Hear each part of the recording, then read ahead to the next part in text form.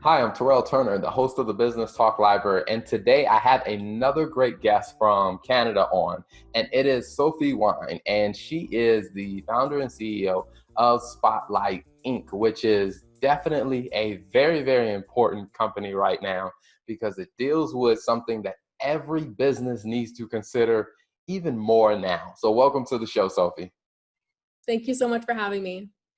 Absolutely, my pleasure. Now, before we start talking about your company, Spotlight, what was your professional background kind of before Spotlight Inc.? In university, I did a few internships, one at the American Embassy, which actually inspired me to get into tech. And then I worked at a pharmaceutical company, a tech startup, and then more recently, I was a customer success manager at a cybersecurity company. Gotcha. Now, what was that experience like working in customer success? It was amazing. I loved it. You're really the middleman between product, the customer, sales. So you're constantly in this really dynamic role, and you never had a day that was similar to the one before. So I really love that continuous change.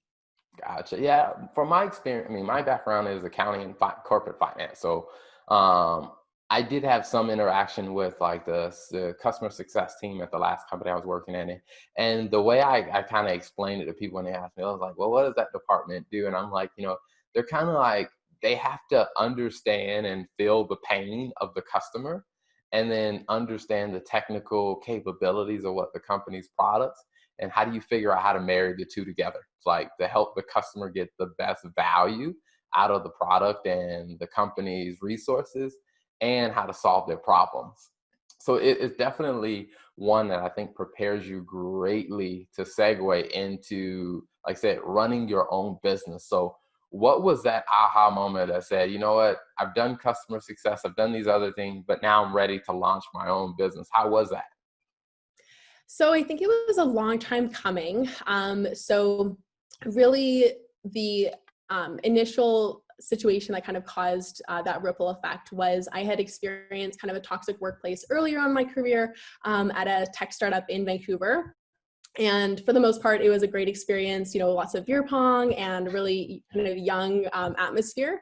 But I saw that amazing culture kind of crumble with, really what shouldn't have been such a big deal, but kind of small microaggressions and behaviors escalated to the point where a lot of people left. And kind of on reflection of that experience, I think during my time in customer success at that cybersecurity company, I kept speaking with other people that had had similar experiences, and I was realizing that my experience really wasn't unique.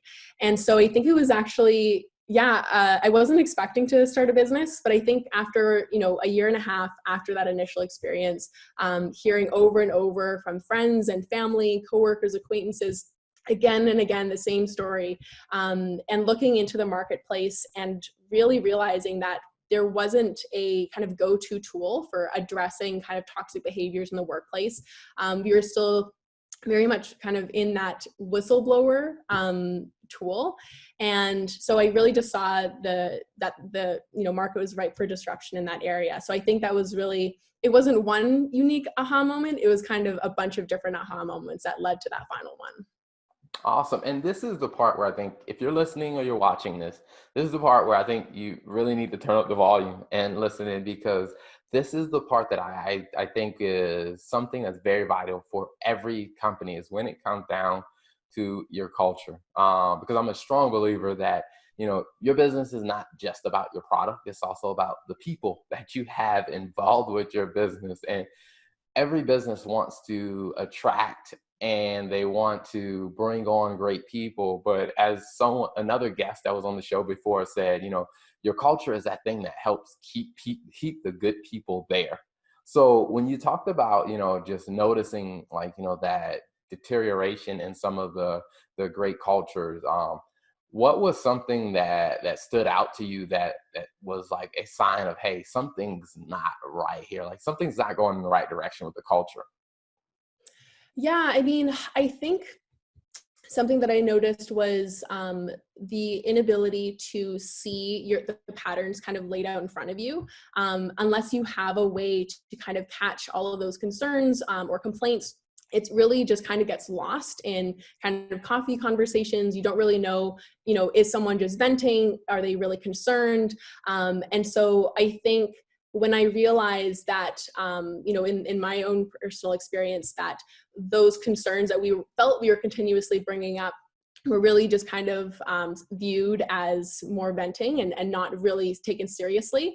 I think that's when we realized that, the culture was starting to really deteriorate from that perspective. Mhm.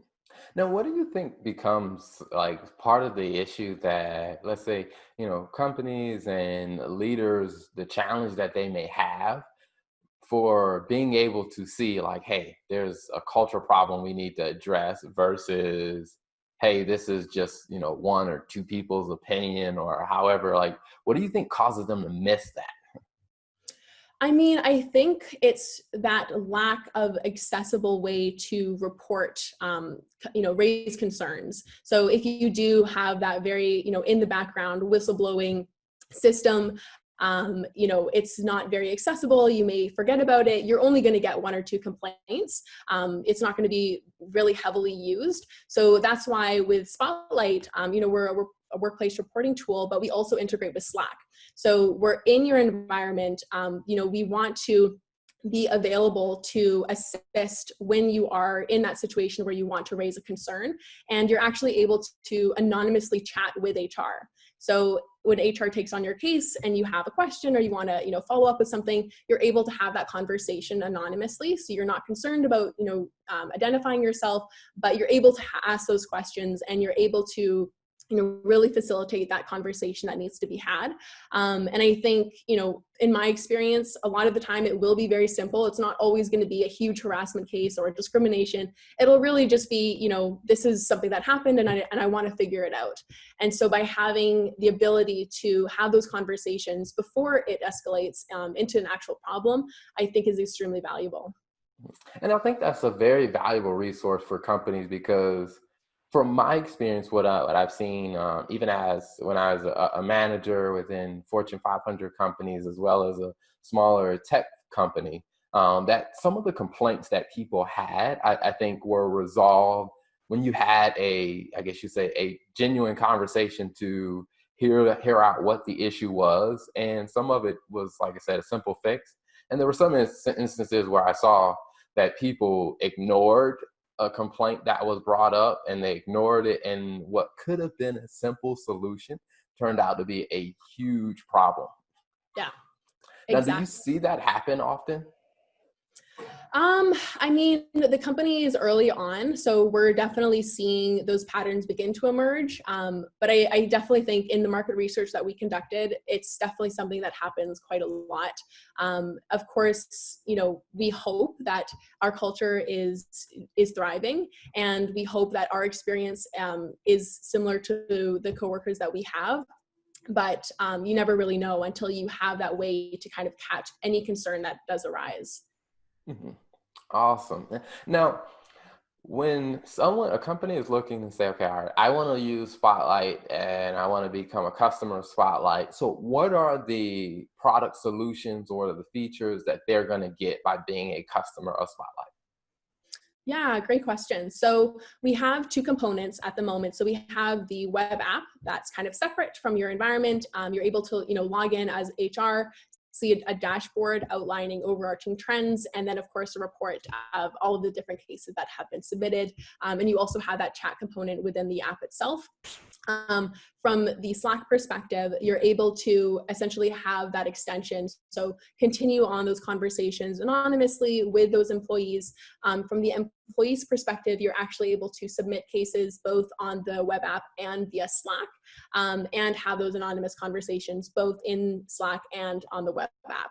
So we really have that kind of seamless integration and the ability to choose whatever works best. So some of the startups that we work with, for example, they only exist on Slack and their entire ecosystem exists on Slack. So it makes a lot of sense for them to have this additional extension. And then for some, it's a little bit more easy to kind of log into that web app. So those are the two main components at the moment, but it depends on kind of what your ecosystem looks like right now. Gotcha. And now, where can potential customers find you online or find you on social media? So it's at the moment just word of mouth. So we have some customers that are referring us. We've been working with kind of some of the HR tech groups in Canada as well. And yeah, really just been through referrals and word of mouth, which has been amazing. So we haven't had to do too much marketing at the moment. Okay, awesome. Now, what's your vision when you sit back and you think about, this is the future goal or this is the next big goal we have for Spotlight as an organization? So interesting question. I think my answer would be different if we weren't in the middle of a global pandemic. I think that the fact that we've inadvertently launched during COVID has actually become quite a opportunity for us to address those emerging needs that we're seeing. So I think for us, we really, in our pilots and kind of working with these organizations at the moment, we are really just addressing those needs that they're seeing that they haven't had to deal with before. So I think, yeah, in terms of long-term goals, we really just want to make sure that we're facilitating that awesome environment that you had in the workplace and maintaining that as we move online and potentially may stay online for quite some time. Gotcha. Okay. Now, have you seen, or I guess, well, since you guys have started in the midst of a pandemic, do you feel like the concerns that that has been coming up in different workplace cultures have been a little different now that we're in COVID-19 and so much work is being done remote, or do you feel like some of the concerns are pretty similar to what they were before the COVID-19 pandemic? I would definitely say we are seeing more concerns being raised. So of course, a lot of them are exactly the same. I don't think that there's many concerns that have been kind of taken away. One pattern that we've seen quite a lot is the concept of hallway conversations. So if you are an employee in an organization and you have a concern, you have the ability to talk with your manager in person, knock on the door of your HR generalist and ask to have a quick talk. And it's a little bit more casual. It's a little easier to, have that conversation. And so now it's a little bit more formal. If you want to have that conversation, you need to schedule a meeting and have an agenda. And if you want to raise a concern, you have to send an email and have your identity attached to that complaint. And so I think we're seeing that shift and that need to shift that communication online. And so that's why the ability to anonymously raise concerns and keep that casual conversation going is really vital to maintain that, that great culture that you had in the office. Awesome. Now, two questions I like to ask every guest that comes on. The first one is, as you think about, the journey of building your business and, standing it up, coming up with the product, connecting and developing a relationship with customers, what was an area or one challenge that you had that you hit that challenge and you're like, okay, all right, we got to figure this out to move forward?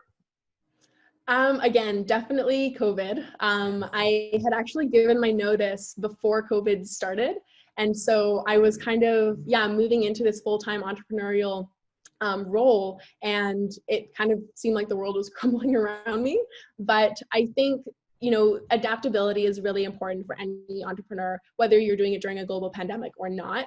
I would say market research is your best friend. Being able to talk to your customers, understand what their problems are, being open to criticism. And if someone says, I would never use this tool, is definitely just as valuable as someone saying that they would use that tool. So I would say, the challenges are always going to be different depending on your situation, but being able to, view it in a way that takes on challenges and finding those opportunities is really going to make or break your business. Awesome. And then the last question I like to ask everyone is, again, as you think about, your journey prior to starting your business and your journey with starting your business, what is at least one piece of advice or one tip that you picked up that you would say, what, other entrepreneurs should know this tip as well? I would say, honestly, again, just do your research. Pick up every book, read every article, know the space that you're working in.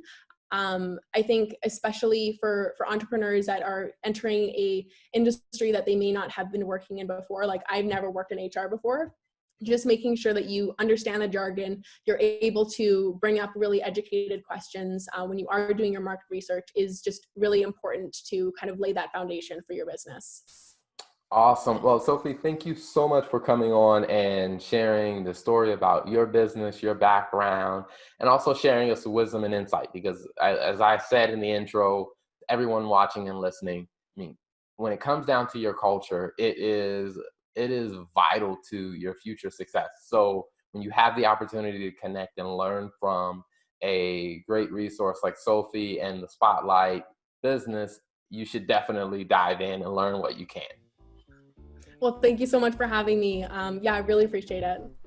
Thanks for tuning in to the Business Talk Library. If you like what you heard and you want to hear more, be sure to click the subscribe button and follow us on all social media platforms as the Business Talk Library.